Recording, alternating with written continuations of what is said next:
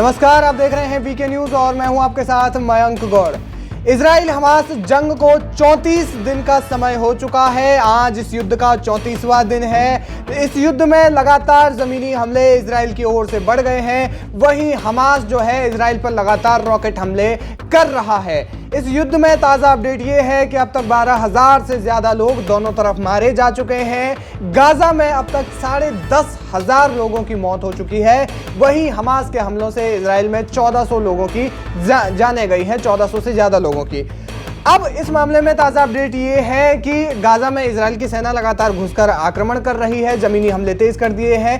पूरी की पूरी गाजा पट्टी में ज़मीनी हमले कर दिए हैं, लेकिन इसमें भी नॉर्थ गाजा में सबसे ज़्यादा जो है ज़मीनी हमले हो रहे हैं। हाल फिलहाल में इजराइल ने गाजा के सबसे बड़े अस्पताल को ढेर कर दिया था। उसके नीचे जो है हमास का पूरा एक तरीके से कंट्रोल रूम चल रहा था। हमास पूरी जो भी टेररिज्म एक्टिविटी है वो वहाँ से कंट्रोल कर रहा था और उसे ध्वस्त कर दिया था। इसके बाद गाजा में इजराइल ने जो ज़मीनी हमले तेज किए हैं, ऊपर से जो हवाई हमले हैं, एयर स्ट्राइक्स है, वो भी तेज कर दी जा चुकी है। और जिस चीज़ की सबसे ज़्यादा चर्चा हो रही थी, गाजा की सुरंगें, जो कि 500 किलोमीटर से ज़्यादा लंबी सुरंगें बताई जा रही थी। बताया ये जा रहा था कि इजराइल सुरंगों में युद्ध करना इजराइल के लिए थोड़ा मुश्किल साबित हो सकता है।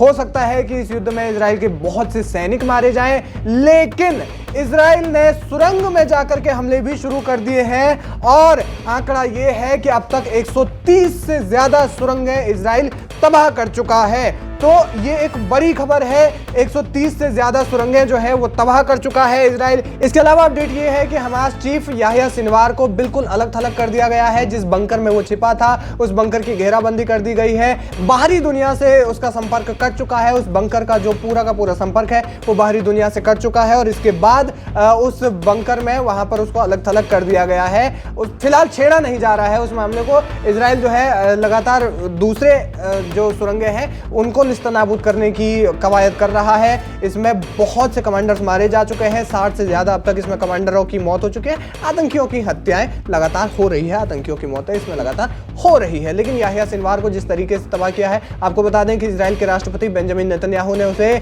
छोटे हिटलर की संज्ञा दी है। वहीं आईडीएफ ने डेड मैन की संज्ञा जो है याह्या सिनवार को दी है। हमास का जो चीफ है उसे डेड मैन की संज्ञा इजरायली डिफेंस फोर्सेस ने दी है। वहीं इजराइल के राष्ट्रपति बेंजामिन नेतन्याहू ने कहा कि वो छोटे हिटलर की तरह बंकर में छिप करके आतंकी गतिविधियों को अंजाम दे रहा है। तो ये एक तरीके से बेंजामिन नेतन्याहू की प्रतिक्रिया थी और उसके बाद से बंकर को अलग थलग कर दिया गया है। बाहरी दुनिया से उस बंकर का संपर्क कट गया है जिसमें याह्या सिनवार मौजूद है।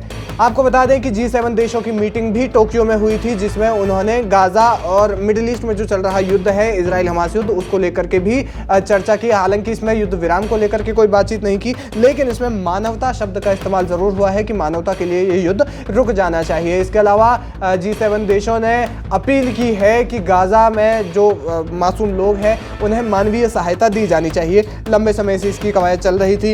यूनाइटेड नेशंस ने भी इसको लेकर के बयान दिया था। ब्रिटेन के